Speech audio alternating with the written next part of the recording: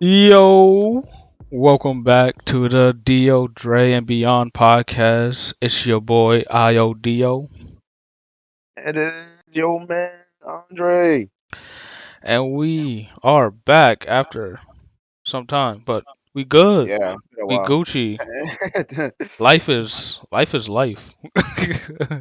Life is always life. Life be lifing. It always feels like a GTA experience, but it's Yeah, alright. but it's been good. It's nice to talk to y'all again. Anyway, what did we talk about last time? So we were talking about pro wrestling. Oh, we was. Yes, we were. So one thing about pro wrestling, bro. Mm-hmm. What is one of your all-time favorite intros? See, now it's weird because well, all right. So I guess the main one I'll start off with is possibly Edge's theme, Oh, like with Metalingus. Like that one is oh, one that I really that's do that's a enjoy. big one. Yeah. Like it's always great, On this day, I see clearly. Like that. That's always great to have. But then there's also, and it's kind of funny about this. Like I enjoyed Randy Orton's "Burning My Light" song Oh, I by Mercy love Drive. Burning My Light. Even though the funniest thing about that is that Randy Orton hates that fucking song.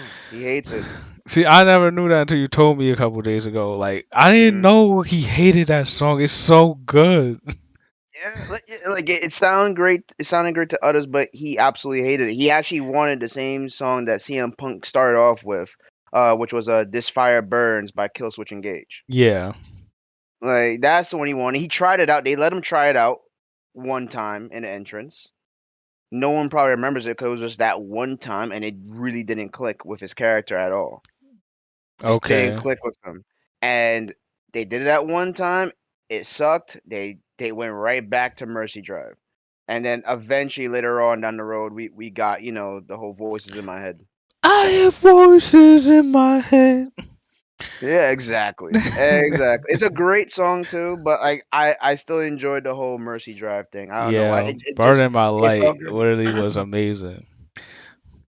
And then I you guess it was just have, the way they lined it up. I don't know, the way they yeah, lined it up, like all the RKO montages with it. It was just great. it But was yes. amazing. Um, The Rock, of course, great intro, like all those old school ones.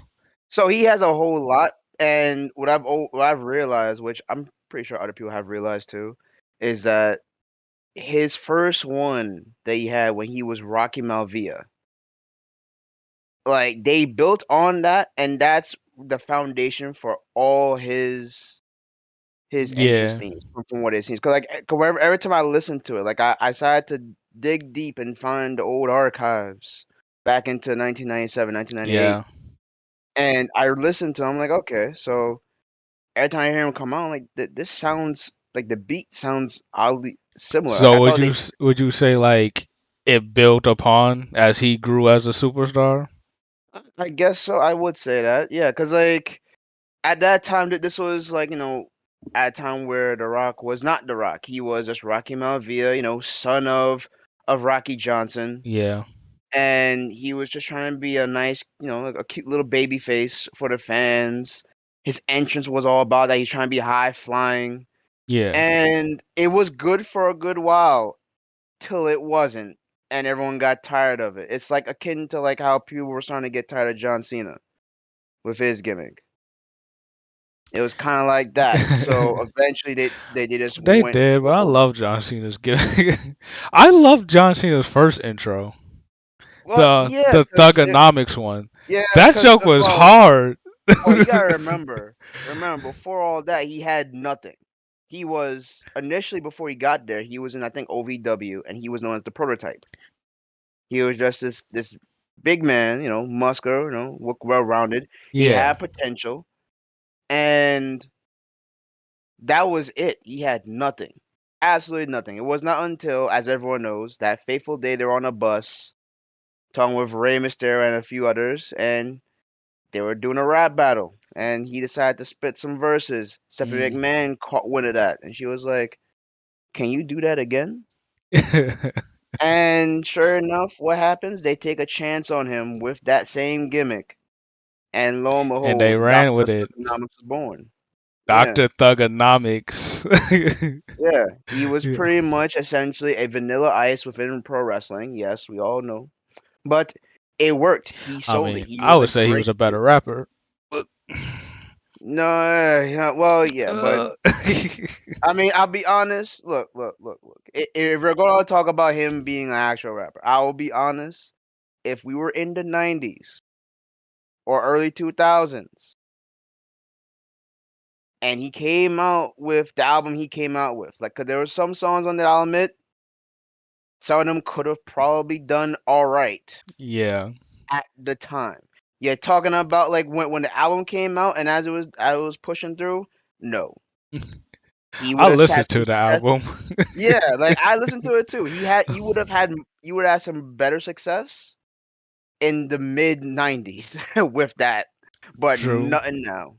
No way Nothing now. now. Nothing And, now. he, and, But he, like, and even at the time when it was released, he only got some success, but it's only because he had fans. yeah, yeah. That's I it. I honestly thought it wasn't even that bad. And like, it wasn't like It the wasn't. greatest thing ever. Like, of Yeah, it course, was but not. like, but Absolutely like, not. John Cena could actually spit some bars. Like, He can do something. He he can say something. he can do something. He's not like Exactly. trash. Like, Exactly. He is not like Hulk Hogan or Jerry Lawler who try to come out with albums and they went straight to the fucking toilet. Like it's not like that. No.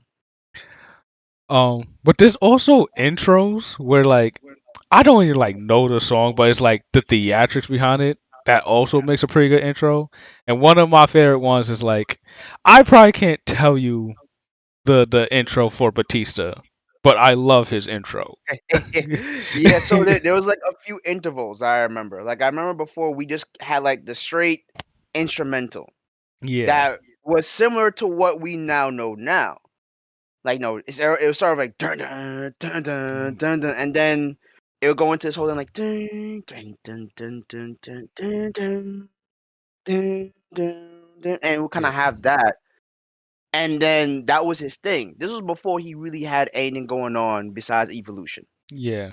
That guy, like I remember, like he broke away from Reverend Devon, and yes, he worked with Reverend Devon, and Hmm. and the only real lines he had was testify. That was it. I actually But remember that.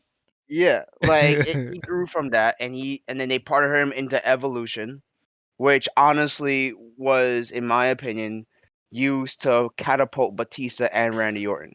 Definitely, Like that was the whole goal. They saw potential in Batista. They saw potential in Randy Orton. They said, you know what? We need to make a stable. We want to do this stable. We're gonna do it right. And they decided to partner them up with the best. They partnered up with Triple H. They partnered up with Ric Flair. They freaking soared. S- Do I think that there were some promos that Evolution got into that made you question shit? But that was more with Triple H and like Booker T, if anyone remembers that, like how that one was when they were going for a title match. But I digress. That's yeah. that's a different thing.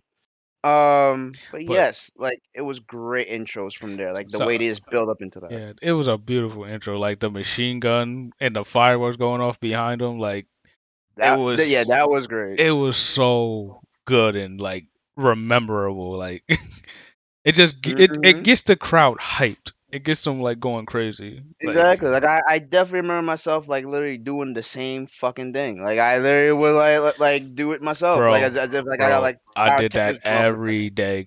Probably. I used to Exactly. come out like into the living room and just show my mom, yo. Well, it was more or less like for me, like I would do it in like where I knew no one was watching me at home, but then like at school, like that's when you kind of like just like acted a fool and stuff like that, and that's where I would just show off and all that. Which of course, you get the biggest ridicule ever, but it's fine. Get the biggest ridicule ever, but you still go with it.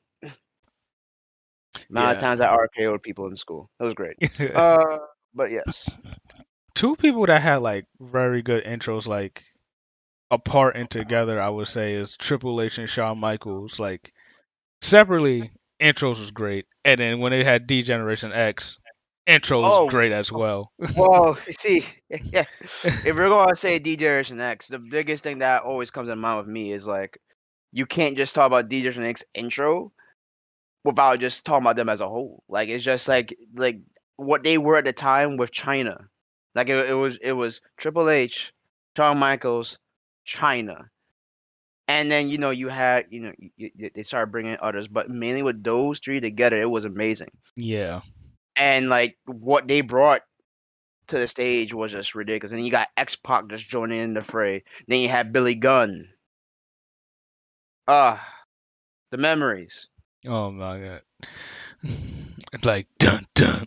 Like Exactly, and it dun would dun. start up a whole right, and they pushed censorship to its freaking knees. Like they pushed it so much on those lines. Like The group it was was it wild. was amazing. Yeah, this was well before, again, as everyone should know, this was before Shawn Michaels became a born again Christian.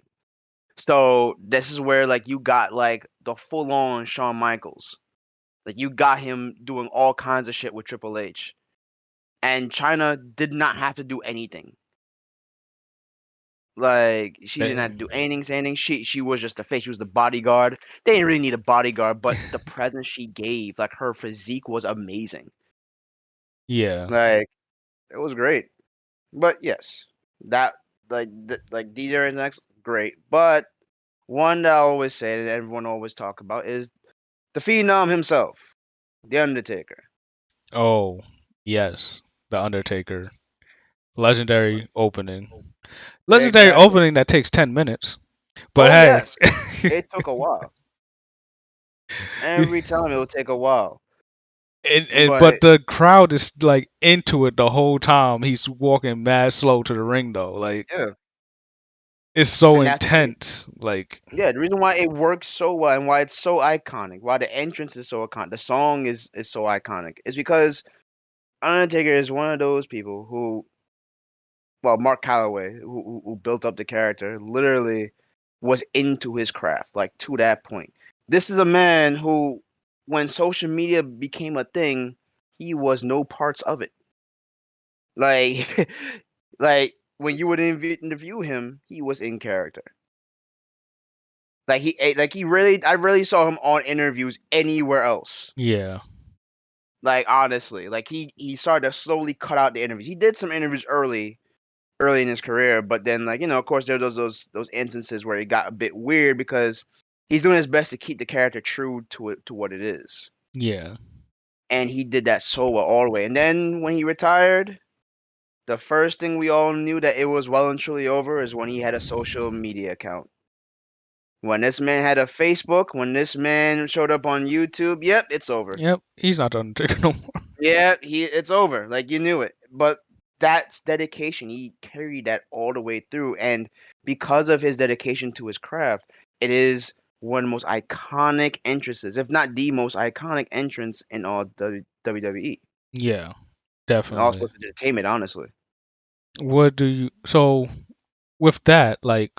What do you hmm think like makes an iconic entrance? Like not just good, great, but like iconic, legendary. Like what do you First think and makes that?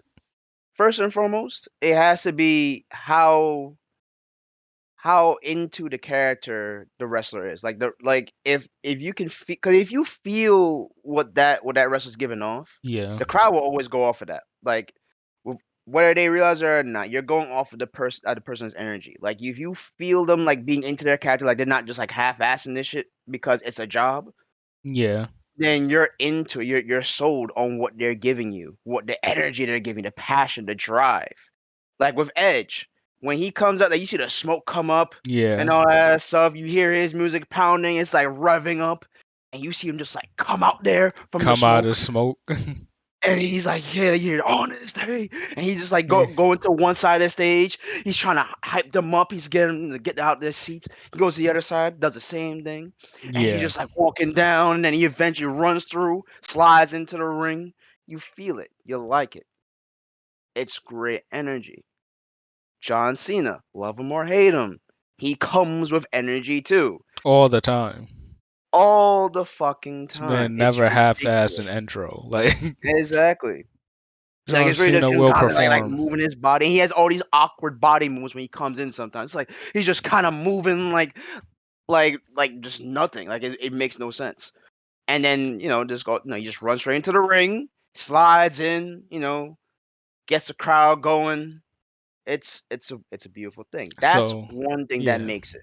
The like next thing that makes an entrance pop would be the theme. Now this is in a coordination with the wrestler and the production team. And of course, the person who will have the final say, Vince. yeah, So this is really where it comes down to it. You got to really find something that works for that character. Understand what this character is and work with it. yeah, Let's all remember one time how Stone Cold Steve Austin made his character freaking shine. Like this man was just not it. He was not Stone Cold Steve Austin all the time. He was something else entirely. Like it just didn't work. He was working alongside Ted DiBiase. He was working Ted DiBiase. He had the $1 million championship. It was just it wasn't working out. He was getting tired of it, and then he was looking for a new character, trying to look for something new. You know what they suggested to him? One of the names they suggested to him: Ice freaking Dagger. Ice Dagger, man. what the hell? What is that? That, What what is the that? hell? What is that? So imagine trying to It's build an terrible. entrance theme around Ice Dagger. Good God. So and he gets the name for Stone Cold because his wife pouring out some tea for him, and I think it was tea and coffee, but like yeah, and then she's like, better make sure you drink that before it turns stone cold. And he was like, what? Drink your tea before it turns stone cold. And he's like, Damn, that's amazing. thank you. That dang, and then right from there he had his name, Stone Cold Steve Austin. And then he started to really get the idea of like what his character was going to be like. Like he was pretty much a ruthless son bitch. He was gonna go out there and he's gonna deal with it. He's gonna get in your face, could care less if you liked it or not. He's gonna get in there, beat your ass. Yeah, And the theme music around that they decided to give him was utterly perfect. Truly perfect. yeah. Like it sold on the character of who he was. He was a man who gave no regards to anything. He was going to go in there, stop a muddle in your ass, and walk the fuck out. Facts. And then like how he goes to the ring is like just Exactly. Like he stomping got to the that little ring. stomp and all Yeah. that stuff, and you see him like constantly muttering to himself and shit. Like, Like what the hell's wrong with this man? yeah, he is muttering. Like I always, that's the one thing I always find funny. Like sometimes you see these guys like saying something, and you always wonder what the fuck are they saying? Like I wonder like are they actually saying words or are they just like mouthing? Like like I wonder that sometimes to myself. I think there was one point where I think Stone Cold actually mentioned that like he actually is saying something. Like he's just going through the character. He has this Yeah. whole mindset in place, and he just goes with it. But but it's weird. 'Cause I saw Rocky like back in this time when he was rocking my V. Like he would be saying stuff to the crowd too, and I'm like, are you actually speaking or are you just like mouthing shit? Like what's going? Like if there would be no music, am I just hearing absolute silence from you? Like like what's going on? But yes, that's another thing that makes an entrance perfect. The music, Yeah. like like I don't care about the whole pyrotechnics and all that stuff. Like those are the two things that make it work. Yeah. And then you got like and then this like builds up the connection with the crowd. And then Exactly. I think once you add like the crowd dynamic to it, then you Hmm. start making an iconic intro because then as soon as your music plays, the crowd goes wild. Once Exactly. It just once you goes get wild. that factor, you're pretty much a iconic intro or in a character. Hmm. Because like you said, Steve Austin when the glass breaks, like Oh yes. Hmm. instantly. The Undertaker, once you hear that first doom Yep. Once you hear the first gong that goes off into the arena, everyone goes wild. The once lights go out. once the first gong happened, it's crazy. Like everyone's or like Shawn Michaels with the cries like Oh, yeah. Like, oh, that was just perfect. It was perfect. Like that makes intro legendary. When you could get the crowd yelling from the first note, then you got them. Yes, exactly. You always have them, and that's an important part to keep in mind whenever you're doing character development with these pro wrestlers, and that's what's been iconic. And people at this point feel like that's been forgotten a little bit with how everyone has been extremely critical as of late with pro wrestling, and then with Yeah. just WWE mainly, how critical they've been, where it's just they feel like there's just no purpose behind some of these ideas, these gimmicks, and Yes. honestly, it's a weird. I'm a bit weird on how I feel about it personally. So you would say like the wrestlers now like lost some of the connection with their gimmick, their intro. Well, I don't think so much that they've really lost it. I feel like because thing is, you'll see wrestlers come out with a new gimmick, like Alexa Bliss, where she has this whole creepy gimmick going on that she was working with Bray Wyatt Yeah. before he got released, and she decided to really just keep going with it, and she loved the character. Now, thing is, you talk to some Alexa Bliss fans, they enjoy it. They like what they see. However, there's a great deal of people that say, "What is this? Get this out of my face. What is she? Is she actually fighting with telekinesis now? Get this out of my face. This doesn't work for me."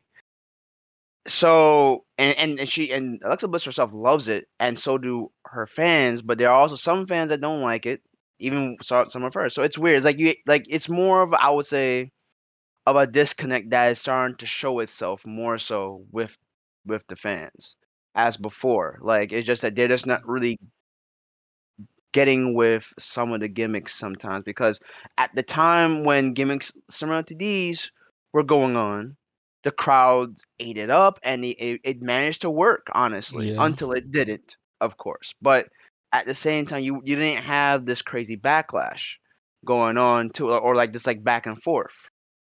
To be fair, at the time you didn't have social media like that either, where you can actually physically, like, you can visibly see the backlash. But when you're listening to the audience, and you listen to the crowd, like, it doesn't sound like they were really just like not into it. They were into it. They were into it, as far as I can hear. Like, you hear the hurricane comes out, like, and mind you, that was a whole superhero gimmick. It was childish, yes, Yeah. it's for children, but you got grown people who actually just enjoy I actually the like idea of the Hurricane. hurricane. Yeah, yeah, you like the hurricane because, like, It's yeah, pretty you knew it wasn't fun. any. Yeah, it wasn't anything to take serious. Yeah, but that was the thing. Like, you didn't have to take it serious, and you just enjoyed it. And when he would win, it was amazing because you Yeah. honestly were convinced this man could not win anything big time. He got the cruiserweight championship, most definitely did, and then at one point he beat The Rock. He did beat The Rock. He did beat The Rock, and that was a big pop. And yes, we all know that there was like a reason why he lost. Stone Cold Steve Austin came out in the entrance, distracted him. He rolled him up. He rolled him up. But let's not forget how that match was working. Like, they were working that match. Hurricane was putting on a clinic. So that whole gimmick still worked at that time. Now fast forward to where we have Nikki Ash, almost a superhero. I'm not sure if I'm saying her last name correctly. Forgive me if I'm not. But now you have Nikki with almost a superhero gimmick, and it's not the same. Which now you're gonna have more people saying, "Oh, this is how you know, like, WWE has gone PG-13, and they're still holding on to it. They're just trying to pander to the children and all stuff. Like, what about the rest of us?" Thing is, you didn't really hear that at the time when the Hurricane was around. Yeah. You didn't really hear that. No one really cared about that. You had Rosie that showed up too, for crying out loud. Do His you think sidekick. that like plays into like people already being area of how they're changing? Yeah, I do So believe like so. when you now because you don't have like because Hurricane was like comedic relief from like all the serious stuff. Oh yeah. But now it's like everyone think WWE is just a comedy anyway. So it's now it's Oh like yeah. so now Hmm. it's like when you have those things, it's just like this doesn't work because it's not a break. It's just more the norm happening. Because there's two folds to this. Like Vince McMahon was right on this being entertainment and the focus on the entertainment aspect. He was right in it. However, people also came to see wrestling. They also came to see that and have those two meet in the middle to really make something beautiful. Yeah, And we've had that within the Attitude Era. Everyone really loves talking about the Attitude Era. To be honest, like it's one of those things that you may get tired of hearing. Because after a certain point, I do get tired of hearing it. Do I love strolling down memory lane and watching all those matches at that time? Yeah, I do. But do I enjoy watching the matches as of now? Yes, I really do, even more so because there are still some fragments in now that I can at least take away from and enjoy because I understand that they've come a long way in a degree, especially with old the heads women. always gotta talk about the past. Yeah, and I still do talk about the past too. I talk about it all goddamn time. But You a old head now. yeah, but at the same time, By the way, his birthday just passed. yes, He I a am super official. duper old head. I am 30. I'm not super duper old head. Nah. Okay, I'm good. Nah, his back hurt. Nah. No, it does not. I'm in great physical condition. But yeah, aside from that, thing is that like there are some aspects that I do love about the Attitude Era, but there are some parts that I gotta admit make you realize that you gotta treasure what we have now, in a sense. And when I say that, I mean like for example, with the women and in wrestling at the time. As much as it was nice, seeing how they were utilized at the time, like yeah, you got a bit of a showing, but at Yeah, the same time, they're actually as athletes things, now. yeah, as things went on, I gotta admit, I kind of wanted to see them perform, and then when we finally did start to see them wrestle more so, you wanted to see something better because I'll be honest, I didn't feel that it was really fun to watch unless it was Trish, Lita, or Mickey Tristash the James. goat. Like, like I didn't feel like I was really having fun watching these matches when they Yeah, would fight. when the yeah, it was like no offense to them, it's just like boring. Like Yeah, it wasn't. I didn't feel entertained when I would watch them perform. only like the Other main from four, those, honestly. Trish, yeah, other Mickey. from a particular group, I didn't feel anything much of it because the rest of it, when they fought, it was more of like they're being trained. I understand they worked hard. No one's taken away from what they did, but it's just the fact that for a good while, until people like Beth Phoenix started coming in, Natalia, I really didn't like what I was seeing. And even then, when they came in, you still didn't feel much going on. Like it was a big disconnect. You had people walking out in the middle of diva matches when they were still just Yeah. called divas, like primarily just divas, and no one was really sticking around. Like there were some good matches that they managed to put on. I Not really gonna, liked not gonna lie. AJ Like Lay Lee. Cool, AJ Lee, yeah, AJ Lee was good. Yeah, I she liked was good her. at the time. Yeah, yeah, AJ Lee, and then there were times where you had Michelle McCool and Layla at the time. Where they formed a team of Lay Yeah. Cool. Yeah. They did put on some good matches. I'm not gonna pretend that they didn't, but it's just that again, you didn't feel that I sometimes, also and it was. feel like even more so in like the women's division, they like really push certain women, like push them like Michelle McCool, they pushed her Well, yeah, because like she had a particular look that they liked. Mind you, she started as a manager, and she had this whole like school teacher gimmick going on because she was a school teacher in real life, I believe. yeah, And that was her managerial role, and then she started to slowly transition into other roles, and it was good. They were moving. This is where like you actually saw some kind of work ethic going on. yeah, Like they were trying to find something good with the women in yeah, wrestling, but it was still a work in progress. A lot of it still came down to looks. yeah. And like right now, I feel like they still like pushing Charlotte. Well, yes. and you're Like gonna have a lot of Charlotte fans that. pushing her crazy though. Like, Well, yeah, because like a lot of times, like you'll see other people with the championship, but then like at some point in time, it'll always come back to come on, her. we all knew Charlotte was going to get the championship again. It's like Yep. like they became predictable how much they pushed her. It's like there was other good divas out there, but There like still are other people out there that can easily still give her a run are. for money. But it's like, oh, we have Charlotte Flair. Let's give her the title once again. It's like, The part of me that yeah, wonders what could be done to remedy that. A part of me wants to say maybe, well, maybe they need to finally introduce a second singles division title in the picture for the women. But then another thing is, well, what they also need to work on is having to showcase more of the roster that they have because they have a big women's roster. It's now they just that do. Yeah, you don't actually see a lot of them. you That's really just don't. You that's only just it. see You only like see six. like key people, and then that's about it. They Like yes, have you a have a huge pretty big women's roster. roster.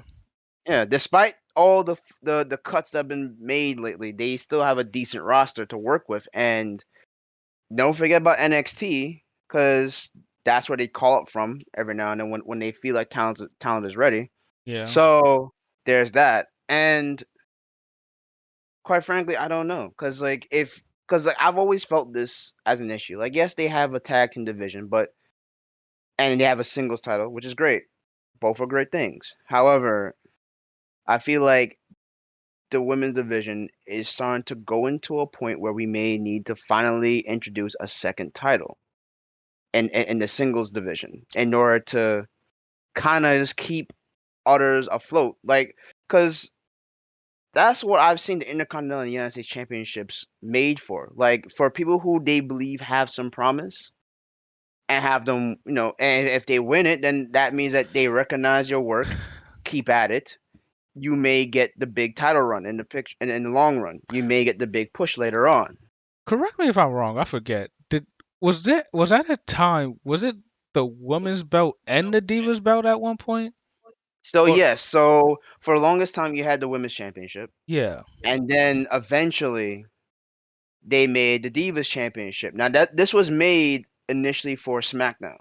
yeah, This was initially made for SmackDown because at this point the women's roster was starting to really grow beyond just Raw or just like you'll see like them show up on Raw, sometimes on SmackDown. Like there was enough to actually have separate rosters. So hence why the Divas Championship was born.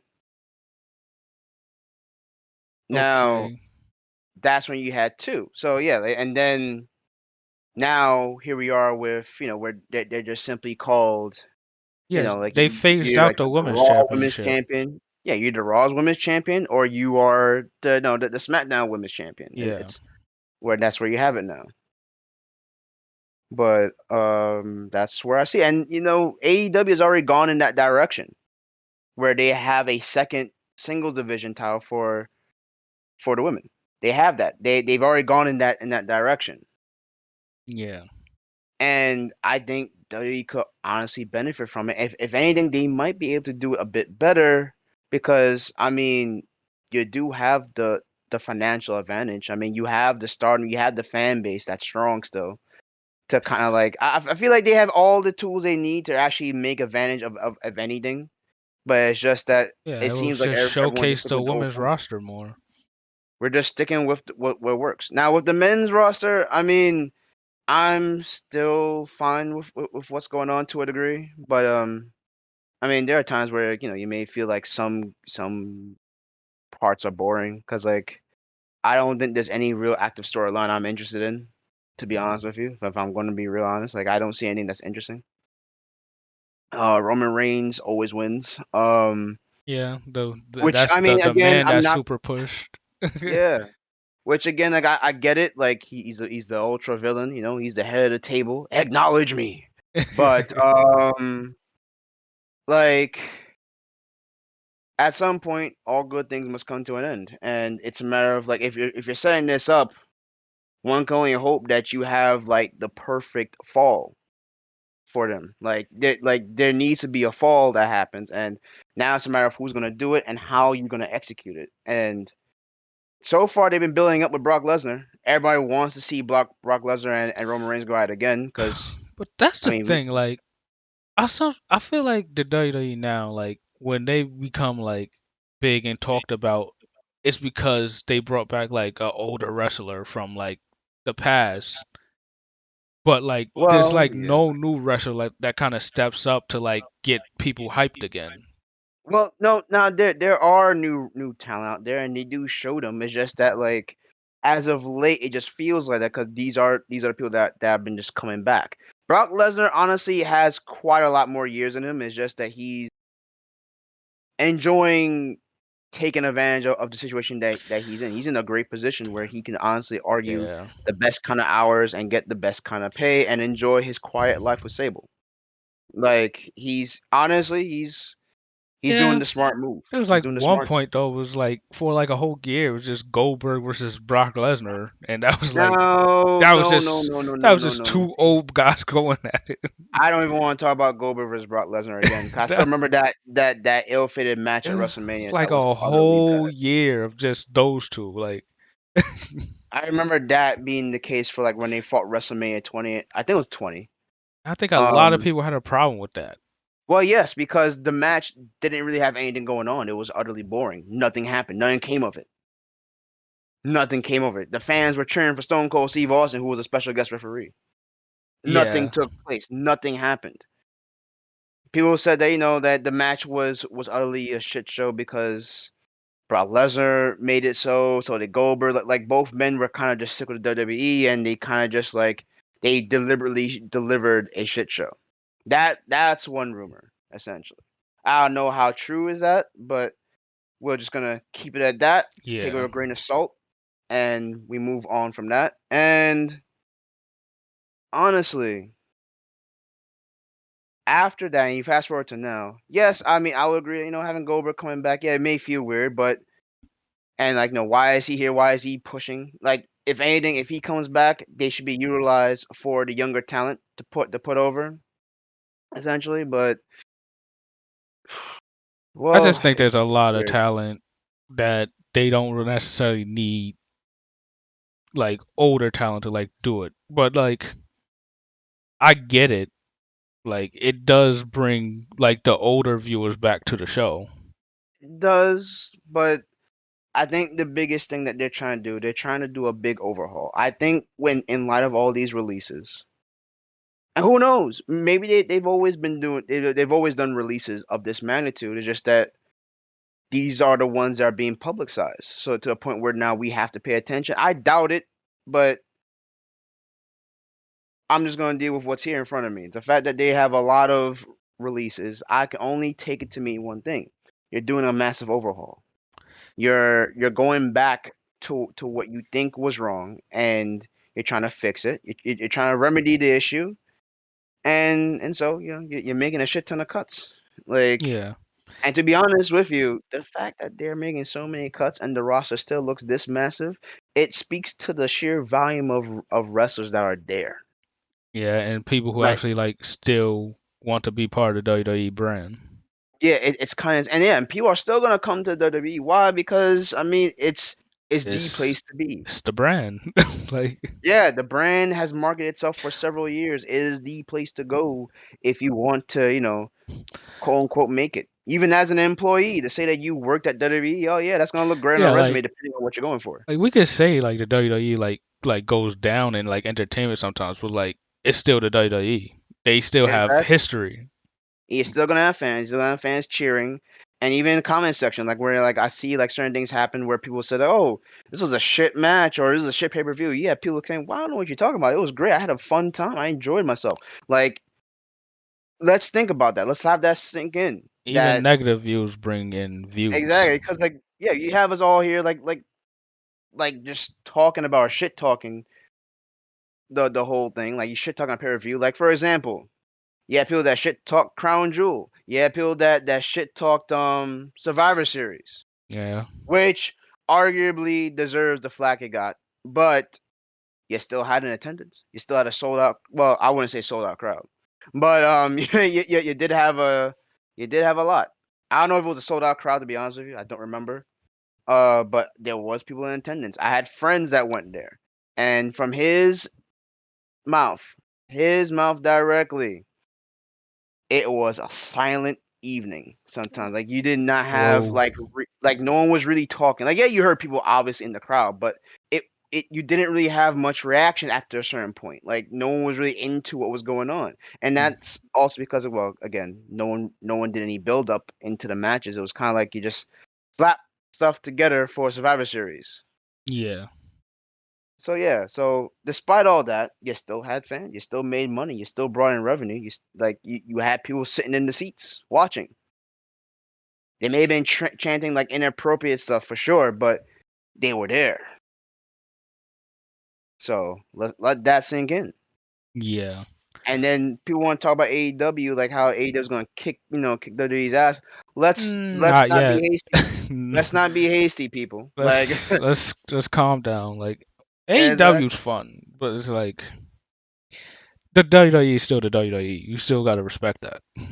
exactly. And like they're working together on things, but I mean we're not there yet. We're not there. We're just not.